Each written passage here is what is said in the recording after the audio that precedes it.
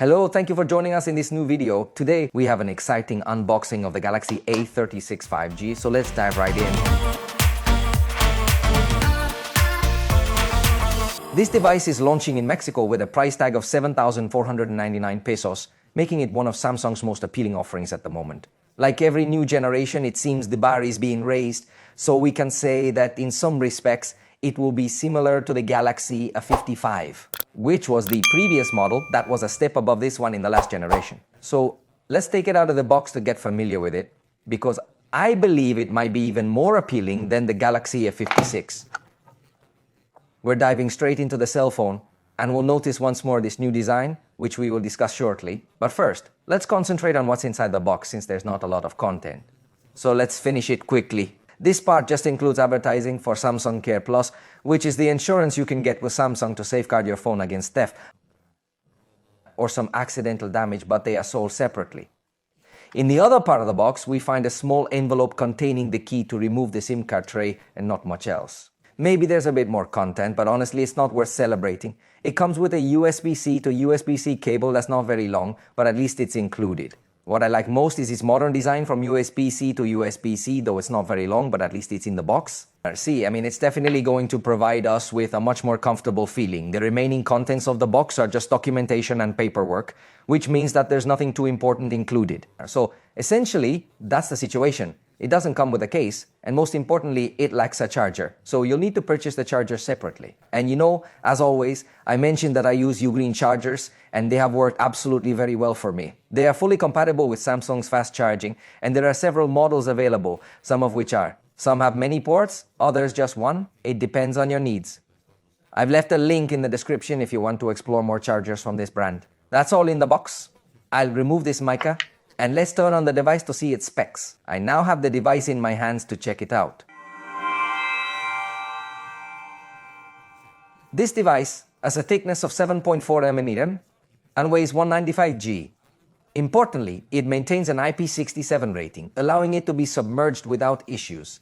And is protected with Gorilla Glass Victus on the front. For a mid-range device, it offers a very good level of resistance. The screen measures 6.7 inches diagonally, providing a refresh rate of 120 Hz, full HD resolution, and AMOLED technology. Everything we could possibly ask for in a good display, this device indeed has. Now, if you want to get really picky, maybe we could ask for an ultra-high attenuation rate. But honestly, that's something where I personally don't notice much of a difference between a display with an ultra-high rate and one with a standard rate. By the way, we also find that it has stereo sound, featuring a speaker located at the bottom and another speaker on the earpiece for calls. As a first impression, I have to say that for its price range, this speaker seems to me to be quite good. It sounds loud and has good quality considering the price.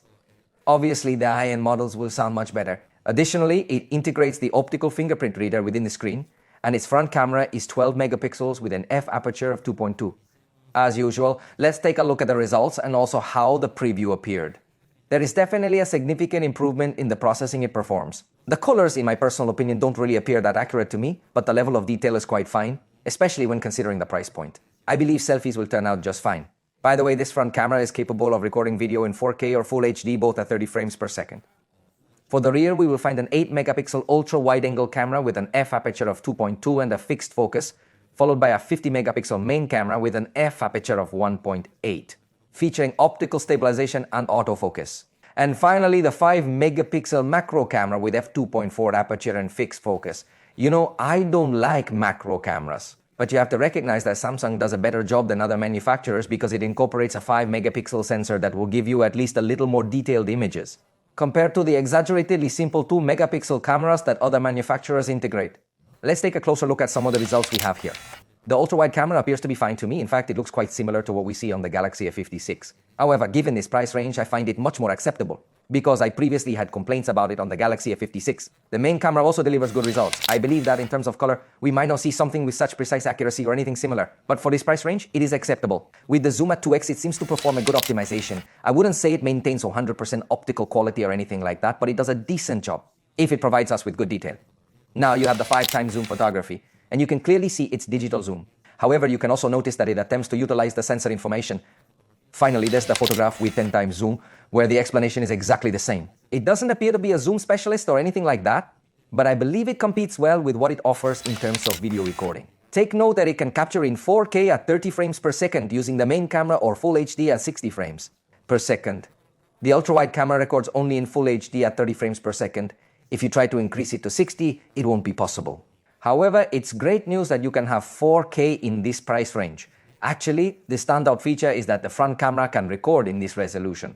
Believe me, there are many manufacturers, even those of much more expensive devices, that still don't offer this option. The battery has a capacity of 5000 mAh and supports charging at 45 watts. However, the charger is sold separately. This means it maintains the same battery capacity as the previous generation, but it offers an increase in charging power. I find this change quite appealing, especially since even the high-end Galaxy S25 still supports 45 watts charging. So this is good news on one hand. On the other hand, the bad news is that you'll need to purchase the charger separately. Although in certain promotions, Samsung might offer you the charger as a complimentary gift, which would be truly fantastic. The device is equipped with One UI 7 running on Android 15, and it also has the promise of 6 years of updates, ensuring it will have a long lifespan in combination with the excellent endurance I mentioned earlier. One of the primary distinctions when compared to the Galaxy A56 is that it lacks aluminum frames. Instead, it features plastic frames. In this instance, it also includes some artificial intelligence features.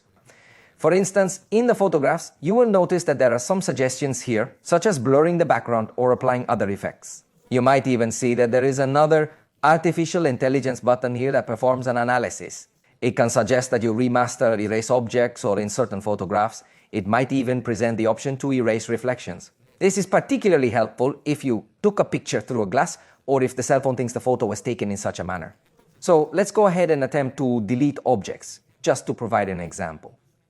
In this scenario, it is not an artificial intelligence as advanced as what we encounter in the high-end models. But take note that if we are able to enclose some object, the device will analyze it intelligently to delete and fill it. I must emphasize that it doesn't perform this task with a technology as advanced as the top models. However, it works quite well for smaller objects or people who happen to be in your photo. In addition, it also incorporates Circle to Search from Google, allowing you to enclose anything on your screen and search for it. This feature is particularly useful for finding products or similar items. Furthermore, it integrates 128 gigabytes of storage, but it does not support micro SD cards. Certainly, the lack of micro SD card support might be a significant drawback for a large percentage of users.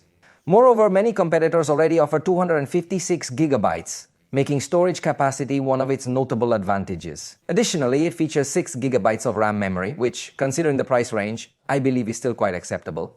However, it's important to remember that Samsung's operating system is relatively heavy, and at times you might find yourself wishing for a bit more RAM to ensure a smooth experience. Nevertheless, I believe that with One UI 7, Samsung has implemented some excellent changes to enhance the system's fluidity. So, in this instance, I'm attempting to open a few applications to get a better sense of its performance. And it seems to me, I'm quite certain that in this instance, we are not witnessing a poor experience. Although, of course, the most challenging test will be presented during the video review. For now, you can see for yourself that it appears to be performing smoothly. Ultimately, the processor is the Snapdragon 6 Gen 3, which we have already tested. It's essentially the Snapdragon 6 Gen 1, which some manufacturers utilize in much more expensive devices. However, there are also other manufacturers that incorporate it into more affordable devices. That said, I do believe Samsung is meeting expectations. With due consideration, it gives you more nor less. In Geekbench, it scored 1,018 points with a single core and 2,904 points in multi-core. Meanwhile, in Antutu, it achieved 6,16,940 points. Fortunately, it performs well in terms of power. However, in the video review, we will conduct a much more detailed analysis. This has been just an introductory video to get to know this device in a general way. I invite you to stay subscribed so you won't miss the upcoming video review. That's all for now. Hope you enjoyed it. See you next time.